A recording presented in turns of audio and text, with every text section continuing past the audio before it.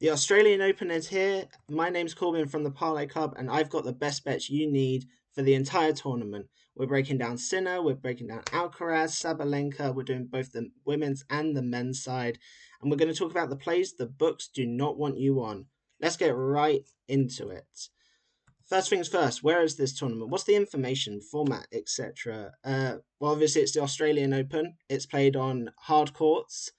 It's normally really quick here in Australia, mainly due to the heat, but the court speeds can vary depending on whether it's an outside court, whether it's a stadium court, they kind of change around. My betting strategies. So, obviously, the name speaks for itself. We're the Parlay Club. I love my parlays. We currently have, I think, 11 plays up for clients at the minute. Most of them are parlays, couple of futures, but it really allows you to be aggressive, particularly early on in the tournament, where you get the complete mismatches. You get some of the world's top players playing qualifiers and players outside the top 100. It allows you to put a couple of pieces together, and suddenly you get a normal priced parlay together with a couple of pieces that are really good and complete mismatches. It really focuses on players' preparation, even for the tournament.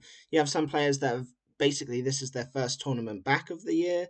Some have been playing the United Cup or other tournaments in Australia, but we will dive right into that in a second.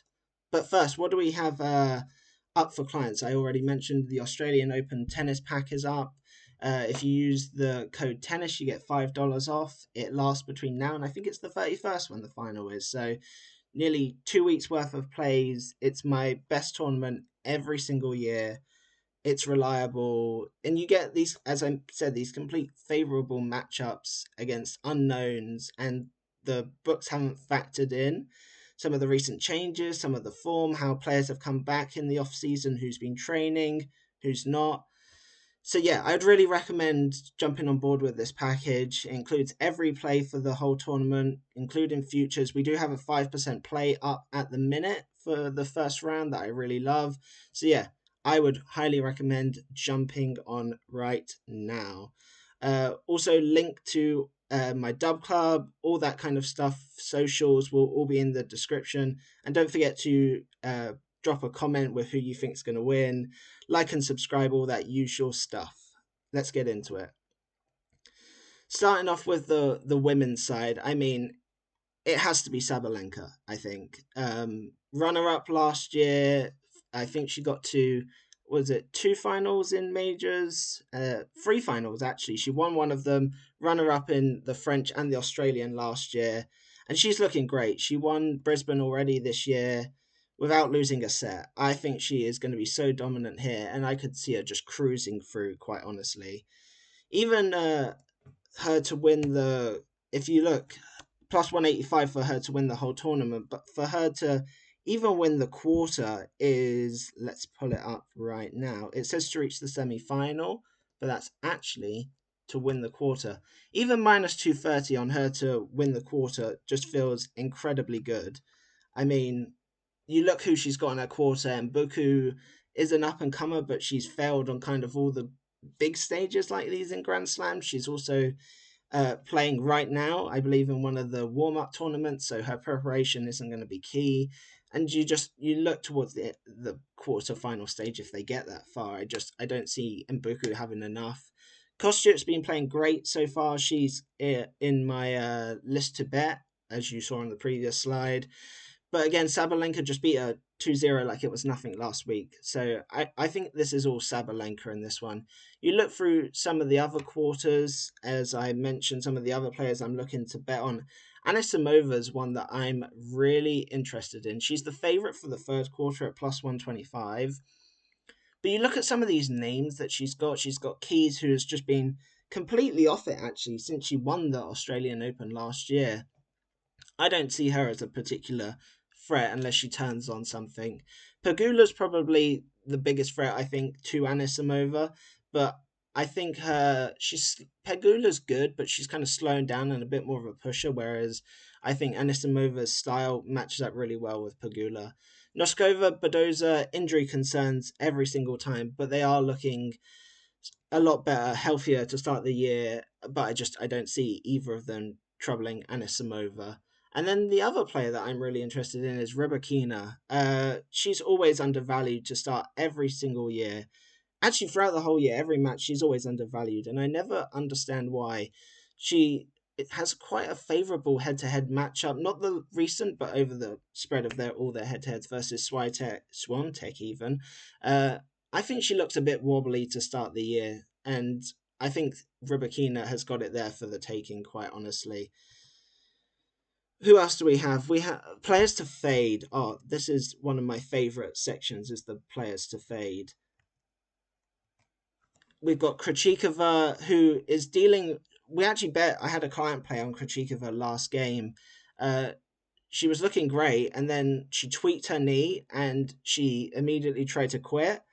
Uh, and the umpire made the physio come on and almost forced her to carry on playing. She was so immobile going there forwards, and she's only plus 110 to win the next game.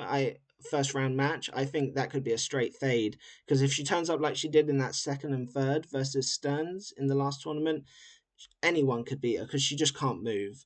Osaka, we just saw, is in the fourth quarter group with the likes of Swiatek, Rybakina, Bencic. Osaka is not there for me. I think she's constantly overvalued because everyone likes her. I think she goes out quite early. She has confidence issues. Her serve isn't there. You can just see to start the year, she just doesn't look ready to go. I think she's way too overpriced. Players to bet, as I mentioned, Anisimova, Kostyuk, Rybakina, but at the end of the day, I think it's Sabalenka that takes this tournament home. I think she's far too dominant in every single way against some of these girls. So let's look at the ATP side. Again, it's the favourite. I mean, Sinner should win this tournament. He won it last year comfortably. He only lost 2 sets on the way. One was in the second round, I think it was, to Schoolkate, where he was, I believe, feeling unwell in that game, and he may have had a slight injury twinge, but still managed to come through 3-1, and then he lost a set to Runa. Again, you look at his draw, and it's so favourable. Like, I don't see who stops him. Let's pull up the men's side of the draw.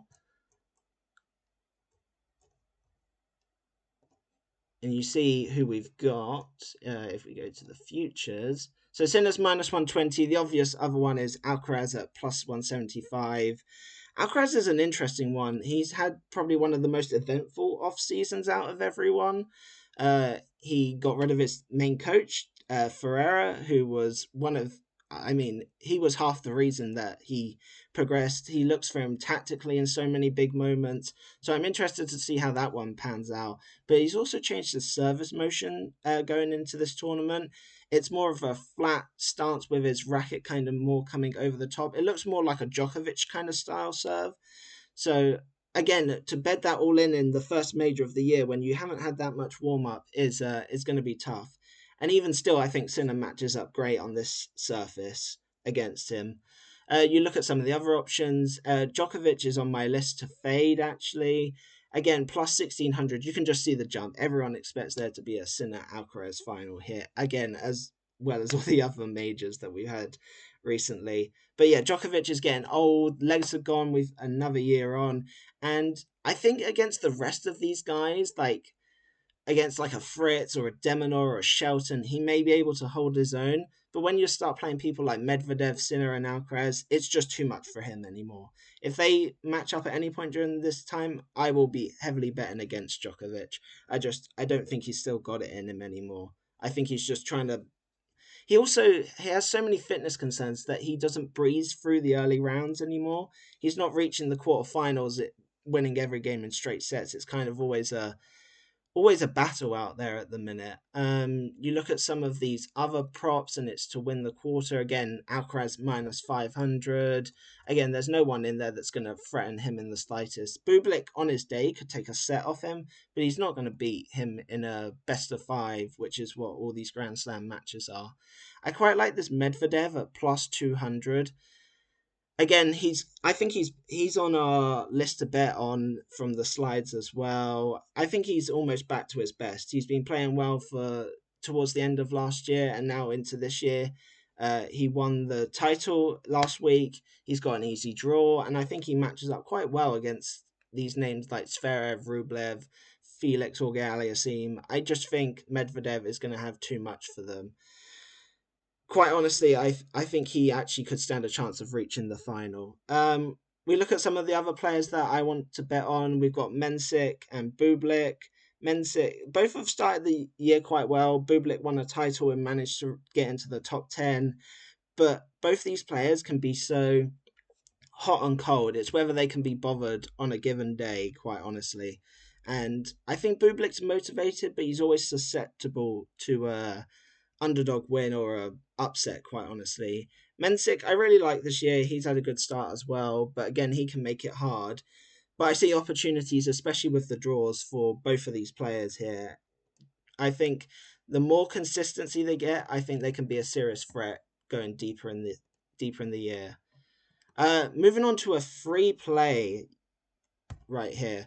We've got a parlay, obviously, of Sloane Stevens money line against Pliskova, Zverev money line against Diallo, and I really love both these pieces. So we'll start with Pliskova versus Stevens. I think Pliskova is doing this for a money grab, quite honestly, at this point. She withdrew from her warm-up tournaments. I don't know if that's injury related. I suspect it could be, but she doesn't look ready. She's lost to complete nobodies dating back to October. That was her last match because she hasn't played anything after that to end the year or to start this year. Stevens has definitely fallen off since her prime, but she's come through qualifiers here. She looked good. I've watched some of her qualifying matches and she looks promising. She has a great head-to-head record recently against Pliskova, and Pliskova's injuries I don't think are healed. I don't think she's fully fit to deal with this game, especially in the Grand Slam. I think Stevens has all the experience, has played well here. Not last year, she lost in the first round to Sabalenka, but the year before. I think the courts, everything kind of sets up for a Sloane Stevens win, and I really love the price on that. I think it's about minus 200, maybe just over that, and then you add Sasha Zverev money line versus Diallo to bring it down to minus 145. I just think Zverev does everything better than Diallo. He has a more reliable serve. Diallo's 1 and 2 to start the year, losing to Vavasori and Wong. And Zverev, as much as his early to mid career was just him losing or battling 5 sets in these kinds of matches, recently he's far more consistent, and I think he's just going to cruise. He doesn't lose in the early rounds anymore. He's got his eyes set on the quarterfinals, if not more. I remember he was a runner-up last year to Sinner. I think he beat Djokovic on the way there as well. I think this all sets up for a great tournament for Sasha Zverev. Maybe until he meets Medvedev later down the line. I definitely think he's going to reach towards the end of the near the quarters kind of range of this tournament, quite honestly.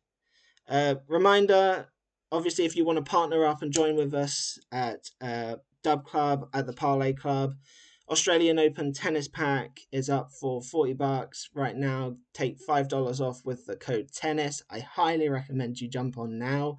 You don't want to be joining a couple of days into the tournament where these tournaments are in, where the plays are in full effect. You want to join in right now. There's, as I said, 11 plays, a 5% futures, best tournament of the year, number one tennis handicapper, and I think everyone should jump on right now, get with it, and hopefully make some money. As I mentioned before, link and socials, all of that will be down in the description below. Drop a comment who you think is an underdog, who you think is going to win, some predictions. I'll be replying to any that are there. Send me a tweet, everything like that. So good luck.